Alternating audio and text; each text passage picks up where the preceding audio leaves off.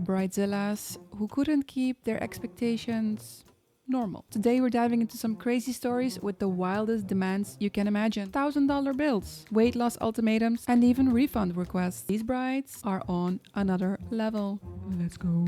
Hey guys, my name is Celine. Let's get into some chaos and drama. Chaos. Are you ready?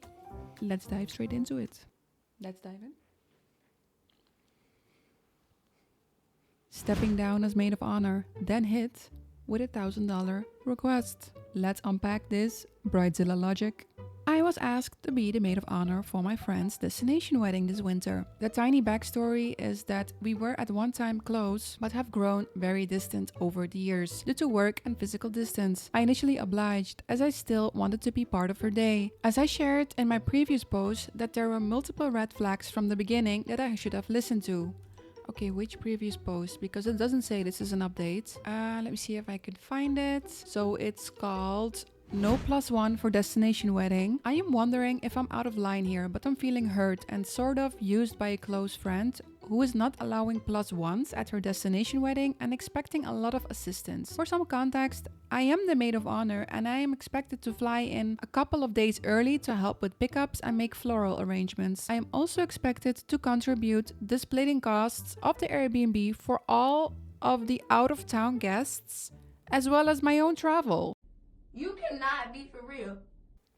This is a good start. My makeup and hair will be done by myself, as well as my maid of honor dress. And of course, I will be buying a gift for the bride and groom from their registry. We've had a strange friendship over the last couple of years, and I'm honestly bummed that I will be spending multiple days away from my long-term partner around people I have never met before. Is this the norm for a maid of honor, or should I get over it? I've only been to a handful of weddings in the recent years, and they've all been pretty casual. So if this is the new normal and I'm out of line, I'm totally open to feedback as well. I mean, I don't think it's normal that you're not allowed to bring your... I don't have any experience with these type of things, especially not a destination wedding, but I don't think it's normal that you're not allowed to bring a +1. You need to pay for the Airbnb cost of other people, to pay for your own, to pay for your flight, to pay for your dress, to pay for your hair and makeup, and to get a gift, and to help out multiple days before the wedding. That's a bit insane, too much.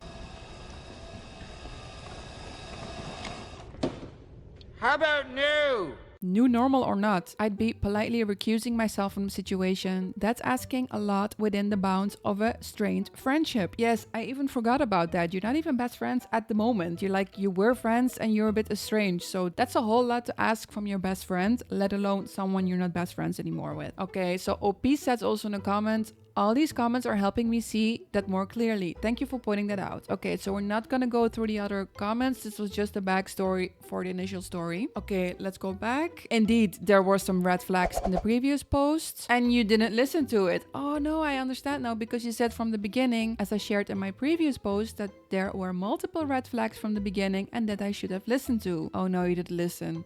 Oh no. Oh no.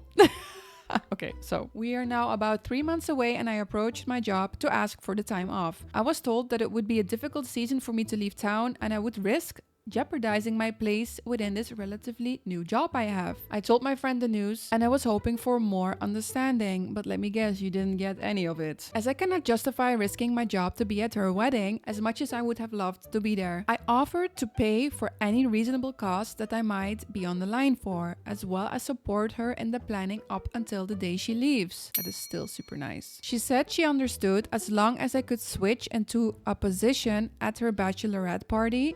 She would then switch one of those women out to be her maid of honor. The backstory here is that the women who did not make the invitation cut to her wedding are attending her bachelorette, also in a different state. So wait, she has a wait, what? She has a bachelorette in a different state, but the people that are attending there are not invited to the wedding? How? I'm not an expert here, but I think the people that are invited to your bachelorette should automatically have an invitation in your wedding, no?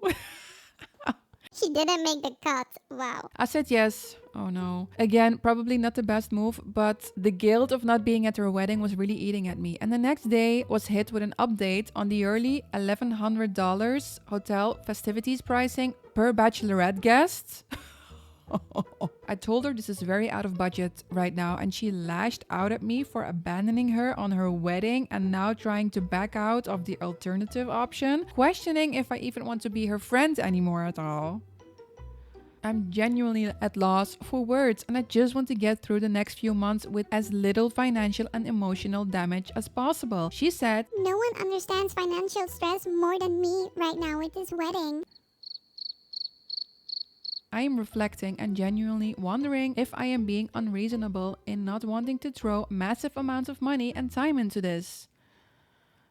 I just want to roll my eyes at this girl. Like, what? You are not responsible for this bill. Please don't pay it. Just to be snarky, I would ask for an itemized receipt to see what the $1,100 represents. Has she actually paid anything yet for the bachelorette fees yet? If not, these figures are just best guess estimates. I would seriously rethink this relationship. When I was a maid of honor for my friend, I always laid out the cost and made sure everyone was okay with it. I went to each person before and spoke privately about budgets and what would be reasonable for them. 1,100 is crazy. Yeah, I cannot imagine. Even for my best friends, 1,100 euros is a lot without asking and without stating what it is exactly for. And especially if you're not attending at all. And then on top of that, you guys are not even that good friends. I'm not sure if she actually has best friends, because if you're doing all this for her and you're the maid of honor and she's expecting so much from you while you're quite estranged, or maybe she's seeing it completely different. I'm thinking maybe she sees you still as her best friend, but you just don't. Like maybe she has a different perspective on your friendship, but then still, this is insane to expect. You have to speak up, you have to talk, you have to discuss, you have to make sure the other person is okay with it. We're talking about a lot of money, and then she's being overly dramatic about what she's spending. I mean, she's choosing to spend this money. I'm so annoyed by people who are upset about the bills of a wedding. You are completely in control of what you spend at a wedding.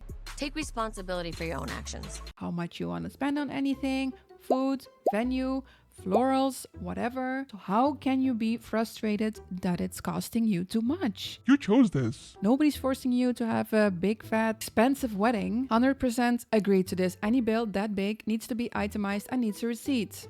No fucking way I am just throwing 1K to someone without a paper trail. Nope. Even then, in this situation, I wouldn't pay that. What is with this bride being psychotic? No need for an itemized anything. OP acknowledges that the amount is outside her budget, so that's the end of it. Asking for a breakdown of something you'll say no to regardless seems petty and unnecessary. Okay, yeah.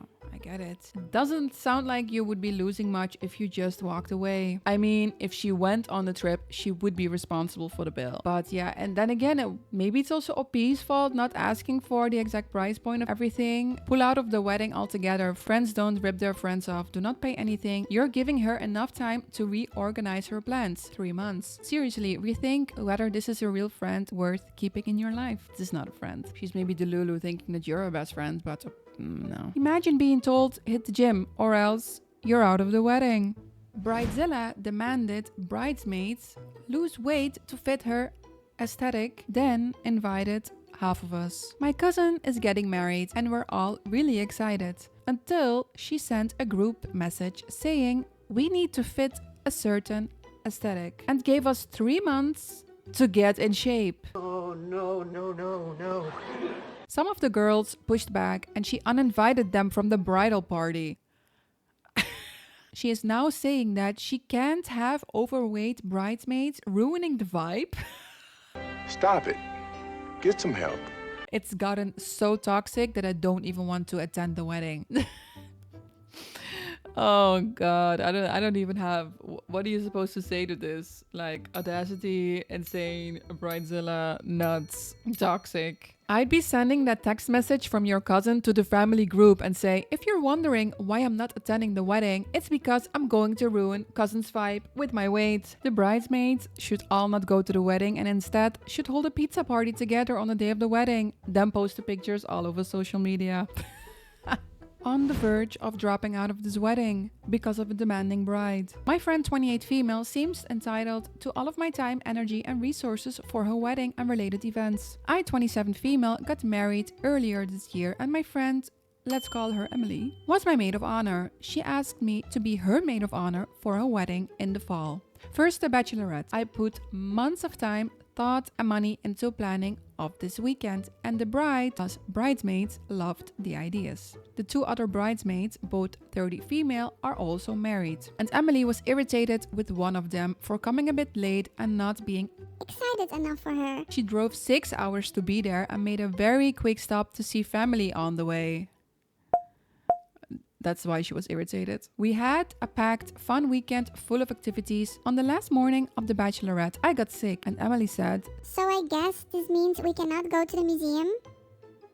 I told her I can hang back and have my husband pick me up so she won't miss any festivities. But she refused and stayed irritated. I felt awful both emotionally and physically. Bridesmaid number 1 ended up having to go home early because of a family emergency, and bridesmaid 2 had to drive the 6 hours back before it got too late. Emily later texted her group saying her fiance had taken her to dinner and a similar museum near home.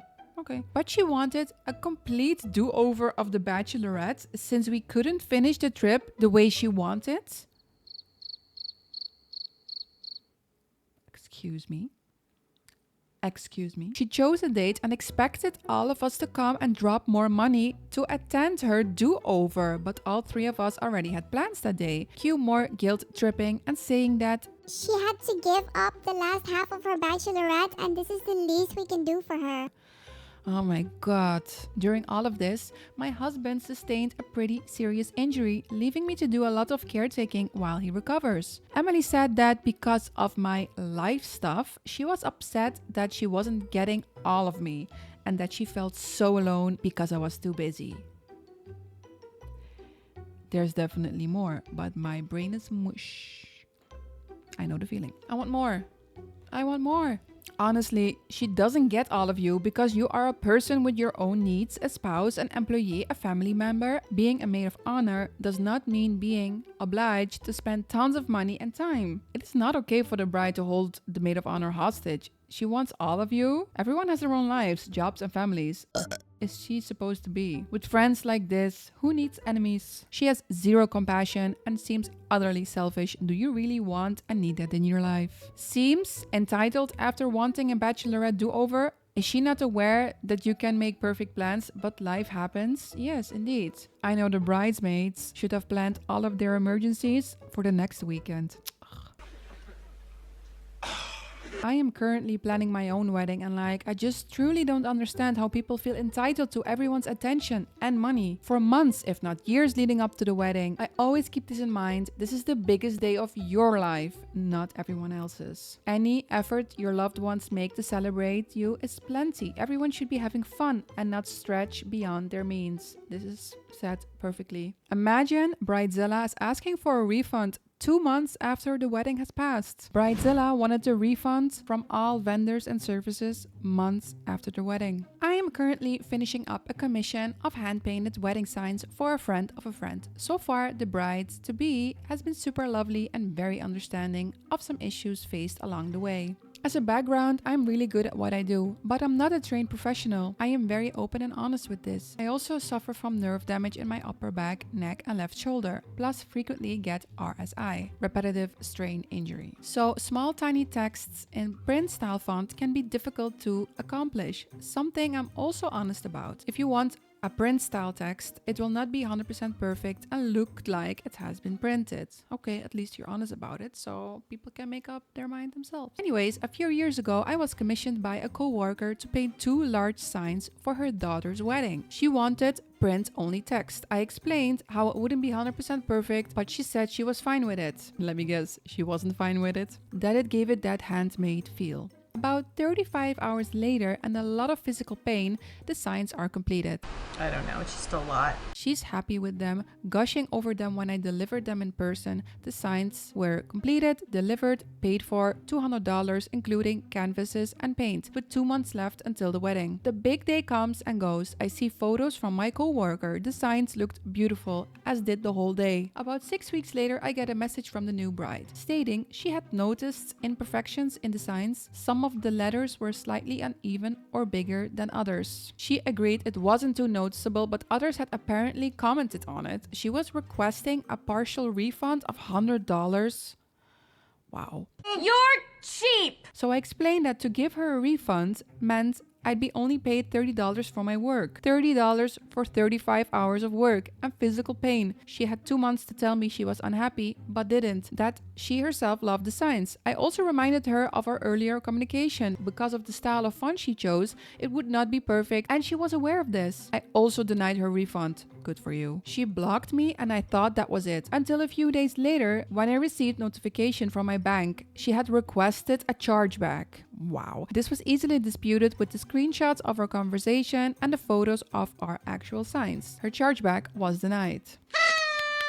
That co-worker stopped speaking to me at work. I figured that anyway. Of course she did. Turns out, the bride had requested partial refunds from every single vendor and service received from her wedding. Wow, she has no shame. The venue, the catering, the photographer, her hair, the makeup artist, and the list goes on. She had chosen to leave her job and become a full-time dog breeder. It didn't work out. The majority of her wedding was paid by her credit card. Now she wasn't that. Fighting with her new husband over excessive spending. Apparently, he had given her full reign to do whatever she wanted as long as she didn't pester him with organizing it. To go into debt over one day is ridiculous itself. But to try and scam small businesses and people doing you favors is another. Wow. So just because she is in debt, other people have to suffer. So she was probably happy with all of the services she received, but just thought, I'm gonna ask for a refund and say I was not happy. 2 months later. How does that even make sense in her head? How did she think that was gonna work? Like, she just tried and thought maybe I get back $50 or $20 here or $100 there. She thought maybe I get something out of it. I just tried. That is insane. She is making her problem other people's problems. She is a Zilla and needs to get a jobby job to pay off all her debts before it ruins her new marriage. By the way, $200 for 35 hours of labor is ridiculously low. Indeed, I was thinking the same. Like, $200 for 35 hours? That's like... That is $5.70 per hour. With physical pain.